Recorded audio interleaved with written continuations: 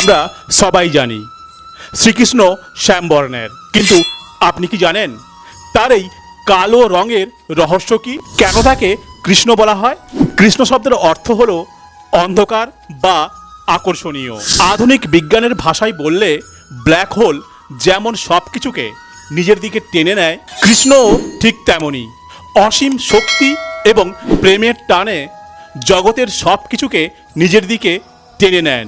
শাস্ত্র মতে তার গায়ের রং হলো নব ঘনশ্যাম, অর্থাৎ বৃষ্টির নতুন মেঘের মতো ঘন নীল। যেমন সমুদ্র বা অসীম আকাশকে দূর থেকে নীল দেখায়, ঠিক তেমনই অসীম পরমাত্মার প্রতীক হিসেবে তার গায়ের রঙও কালচে নীল। এক কথায় তিনি অসীমের প্রতীক। আপনার কাছে কৃষ্ণের কোন রূপটি প্রিয়? কমেন্টে জানান। আর ভক্তি ভরে লিখুন, জয় শ্রীকৃষ্ণ।